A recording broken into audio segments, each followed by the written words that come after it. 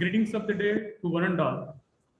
Here it is PNV Satyanarayana by name and a research scholar by profession at Bharatiya School of Management and Entrepreneurship Development, Bharatiya University, Coimbatore, Tamil Nadu, India.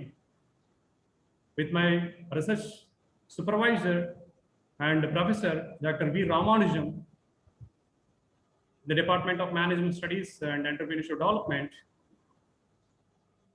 And now I'm going to share my presentation as part of this conference.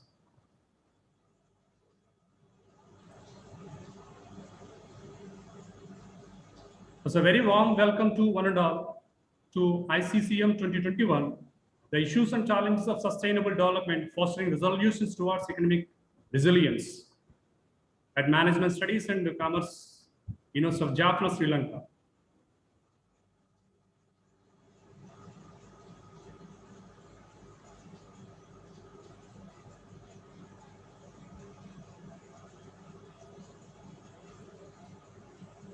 So our topic of today's presentation is revisiting Altman Jetsko, a case of select companies referred to Insolvency Bankruptcy Code. It is being done as part of my PhD work at the said university. And coming to introduction, what is all about insolvency and bankruptcy? So according to Indian Companies Act 2002, the SIC company is one which has accumulated losses in any financial year almost equal to 50% or more than of its average net worth during 4 years immediately preceding to the financial year in question, or any company which has failed to repay its debts within any 3 consecutive quarters on demand for repayment by its creditors. And coming to bankruptcy, it is nothing but legal declaration of insolvency. And according to Insolvency and Bankruptcy Code 2016, a bankrupt entity is a debtor who has been adjudged by adjudicating authority by passing bankruptcy order. So coming to the symptoms of sickness, because the sickness doesn't come overnight, it comes over a period of time. So before which actually it gives us some symptoms that the company is going to be in sick condition or otherwise bankruptcy position. So the symptoms are payment of delays or default to the suppliers who are called as operational creditors, and payment of delays or defaults to the banks and financial institutions who are called as financial creditors, irregularity in bank account maintenance, non-submission of information to banks and financial institutions, and continuous search for additional credit from banks and financial institutions, and utilization of the capacity, and thereby poor maintenance of plant and machinery, and thereby declined assets turnover ratio. Further, inventories accumulation, foregone trade discount, excessive employee turnover, and extended account period. On top of all these symptoms, one of the most important symptom of the sickness is fabrication of accounting information, what we call as window dressing, which seeks to present the financial information far better than the original picture. And lastly but not least, continuous falling of the share prices in the share market. These are some of the symptoms which are of course caused because of the poor management or the bad management, what we call it as bad management. So instead of actually calling the sickness of industry or the company, we can call the sickness of management, because of which actually the company goes into liquidation or bankruptcy.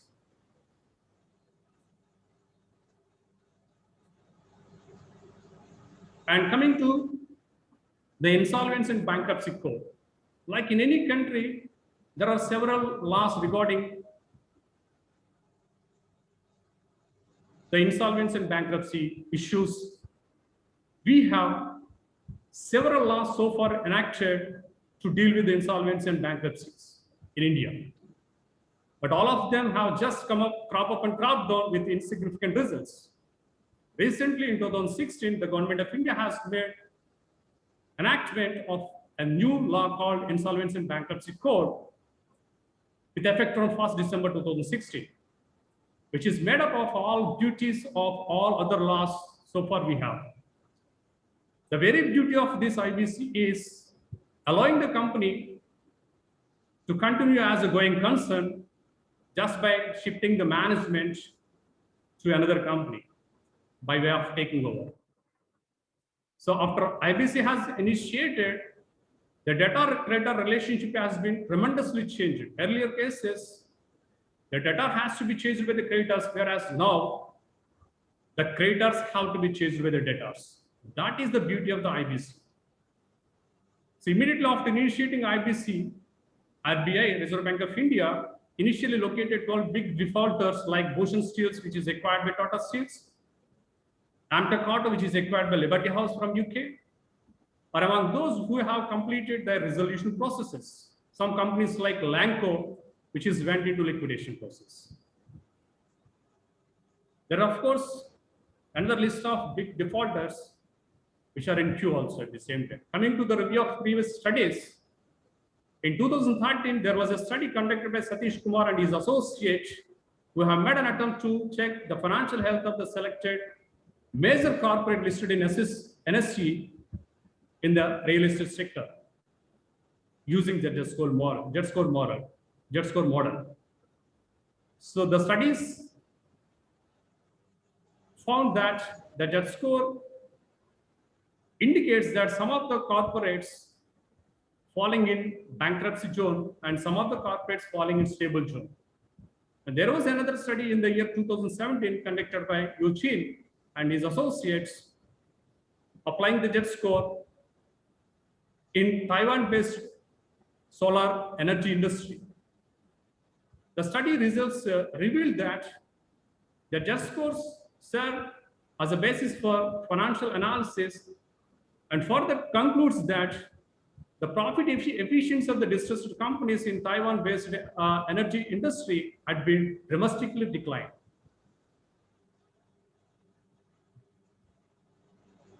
So coming to the research gap and theoretical framework, so we are motivated here to conduct this study based on the following two conditions. Firstly, there are very few insignificant number of studies conducted in India using the Altman Z-score in evaluating and predicting the bankruptcy position of businesses. And secondly, the newly came in IBC Act was initiated with the primary objective of quick resolution of insolvencies in a time-bound manner for a very quick recovery of dues pertaining to the banks and financial institutions. That's where actually the Altman Z-score might be very useful tool for both creditors as well as the adjudicating authority of the IBC code, as it can help them predicting the bankruptcy situation of the businesses even prior to the occurrence of the bankruptcy before 3 years later. So we have aimed at addressing the following research question throughout the study. Whether the companies that are already declared by RBI as bankrupt are also bankrupt or not according to the Altman Z-score.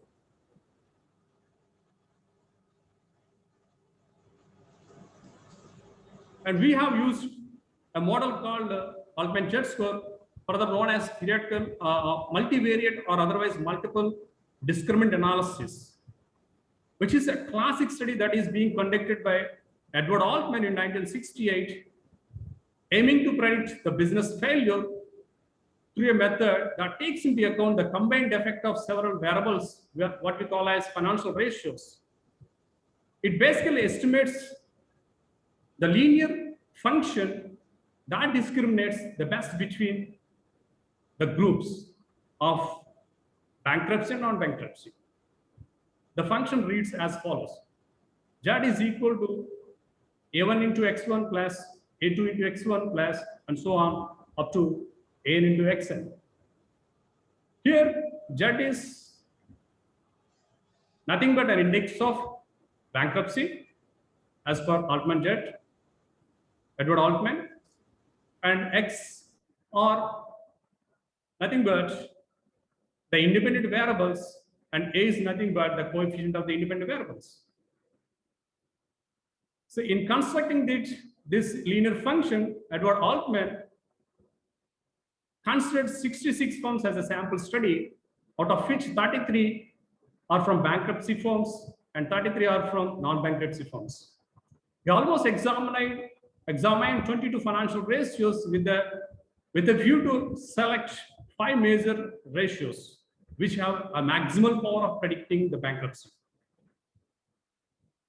Those 5 major ratios are put into this linear function. The liquidity ratio, profitability ratio, operating ratio, solvency ratio, and activity, with the corresponding coefficients of 1.2, 1.4, 3.3, and 0.6, and 1.0.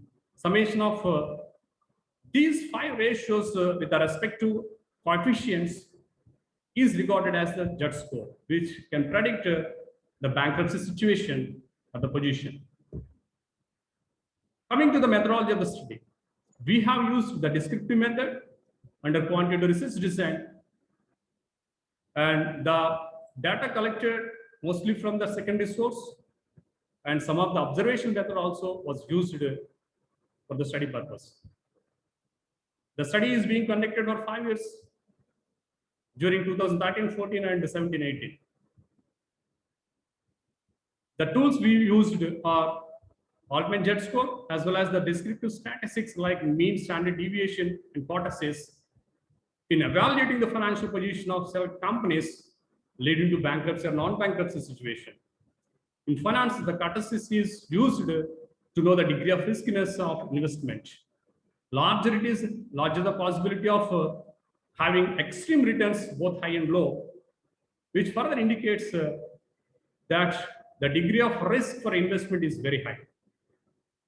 If it is small, it indicates that the chances of extreme returns are very low, and accordingly, the low or moderate degree of risk is involved for investment in that companies. So we have formulated 4 hypotheses, alternative hypotheses based on the level of Judd score.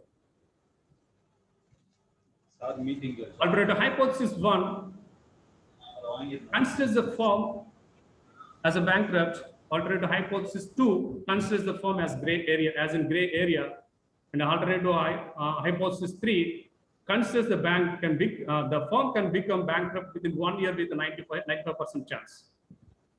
Alternative hypothesis 4 considers the firm is non-bankrupt.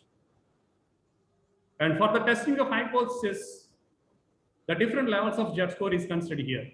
If the Judd score is less than or equal to 1.81, the firm is regarded as bankrupt. If it lies between 1.81 to 2.99, the firm may be regarded as in gray area.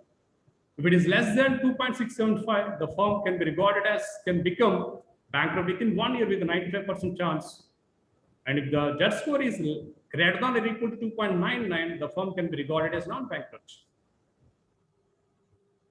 The very purpose of the study that is being conducted by us is to know whether the insolvent companies declared by RBI are also insolvent or not according to Altman Judd score, and to compare further the insolvent companies with that of the financially stable companies. So here are the results of the study. So this table particularly depicts the picture of the default and claim amount of the first 30 dozen companies that are referred to IBC. If you see that the amount that is being admitted by all these companies is around 2.13 lakh crores, whereas the amount realized out of this admitted claim is about 1.13 lakh crore, which states that almost 50+% of recovery is being done by IBC. So with this, we can say how successful the IBC is when compared to the previous regimes in India. because they all together are able to recover only up to 20% like that only, the admitted claims from the defaulty companies. So this is the graphical presentation in which we can also see that out of all these 12 companies, SR Steels is the one in which case the banks, the financial creditors are able to recover almost 80% plus of their dues pertaining. So this green bar actually shows the recovery, and the red bar shows the admitted claim, and the blue bar shows default amount.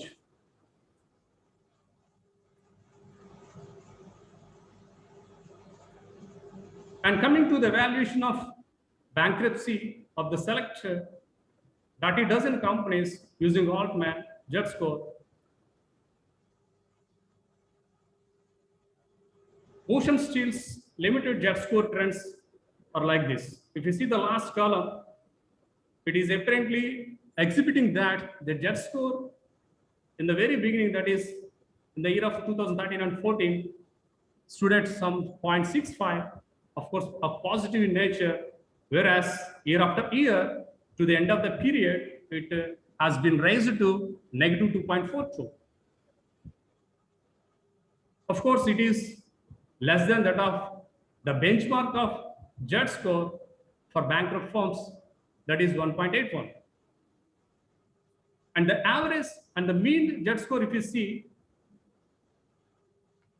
it is at minus 0.456 with a maximum inconsistency of 1.158 in terms of its standard deviation, and with a cortices of 2.856, which further indicates that there is a high degree of riskiness of investment in this company, which is further reflected by the high degree of cortices for liquidity, profitability, as well as solvency and turnover.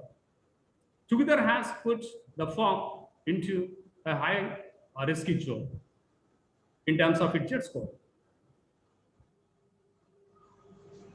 So it is the graphical presentation of the bankruptcy situation in terms of its Jet Score.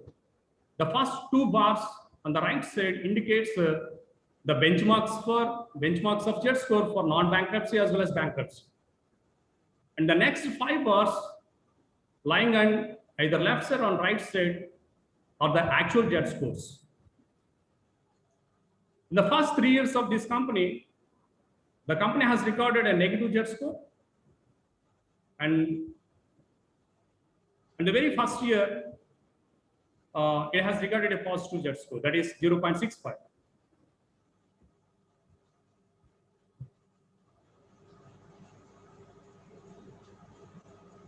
And coming to the prediction of bankruptcy of select 2 companies using Altman Jet Score. We have selected 2 non-bankrupt companies so as to compare with that of the bankrupt companies. The factors that actually affected a lot the companies to become bankrupt, we identified by comparing the two set of companies, the bankrupt companies that are referred to IBC, as well as the 2 non-bankrupt companies which are under study for prediction of bankruptcy.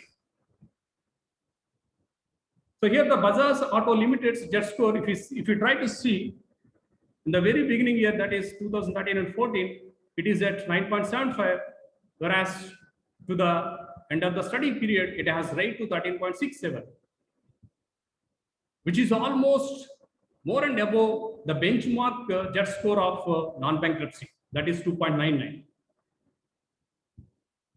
And at a mean Jet Score value of 13.160, with a very high inconsistency of 2.85 in terms of its standard deviation, and a very low cortices of 1.369, which is reflected further in terms of the low degree of cortices for its profitability as well as operating, solvency and turnover. That means the firm is said to be in a perfect non-bankruptcy situation because of its profitability, operating and solvency as well as its turnover. So by looking at this graph, all the 5 years jet scores are falling on the right side, which are more or above the benchmark jet scores for bankruptcy as well as non-bankruptcy.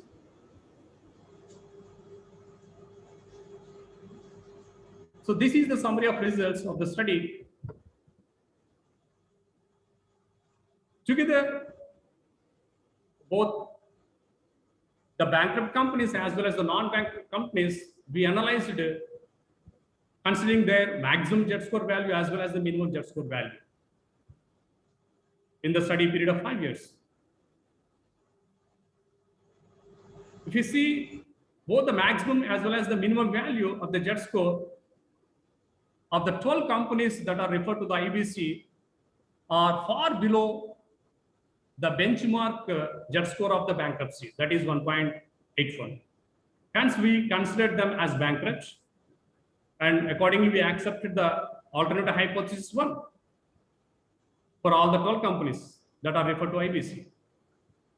Many of these companies are taken over by some existing companies and allowed the companies default to continue further their businesses as continuing because of the IBC beauty.